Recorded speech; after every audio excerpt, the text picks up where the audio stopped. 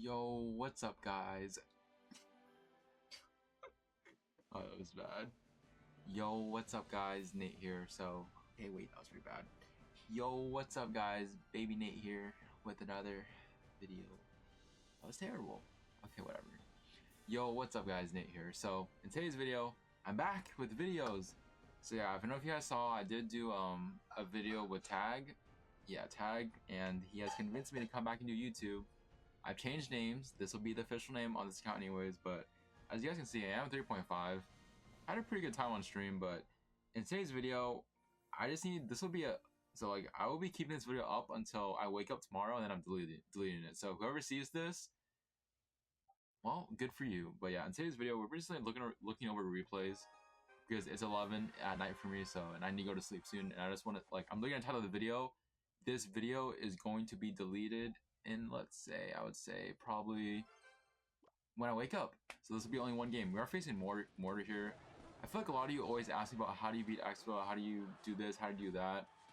I mean, you guys saw he did go Fireball at the start, so again, if usually when you face an Expo player, they won't do that because they don't really know what your deck is. But in this case, I am facing Mortar, so he is probably a top 3 Expo player right now in this meta, not of all time. But again, I do go for my delivery here because if I went Knight, right, you probably would have went Expo, then Archer's the middle to block my cannon. So it's just better to, kind of count your cycle. Necessarily, you don't really need to go Evo for Evo. It's kind of you guys know that saying ban for ban, right? But in most cases, you always need to keep track of your opponent's cycle and their Evos. In this case, I know, okay, so he's 2 cycles away from his Evo Archers. I wasn't too sure. Yeah, I was sure that he didn't have Evo Knight, so it was gonna be Evo Tesla. You guys see he is holding on to his Expo here.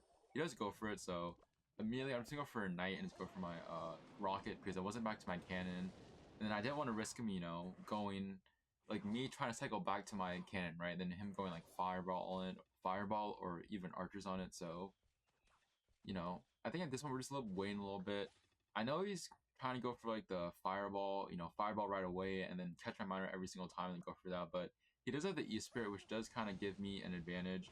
He does go fireball in the opposite lane, which I guess I understand because if Expo tries to play miner one-on-one with miner, then it will be pretty annoying for them to deal with. So I do go for the miner guards because he does I think he did burn his fireball, right? So yeah, he does go for the archers. So he cycled his archers, right? So I already know that he wants to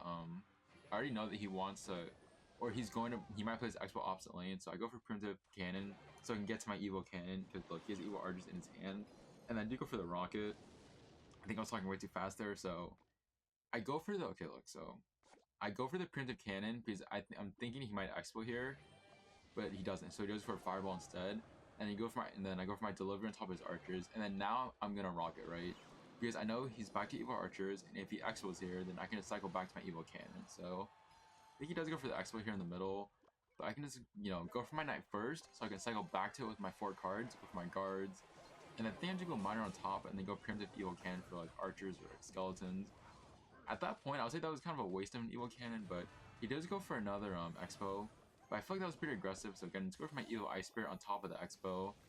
I think I do opt here to not go for I opt to not go for my rocket actually.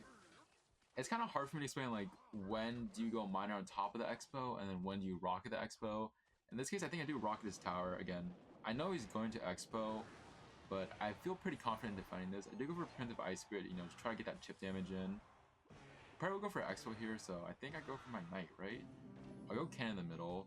I know he's gonna fireball. It depends which lane he's gonna fireball into. I do go for my Knight here, so he actually does go fireball on the wrong side. So I'm immediately go for my miner. This game was too fast, dude. So I'll explain it right here if I can, slowly.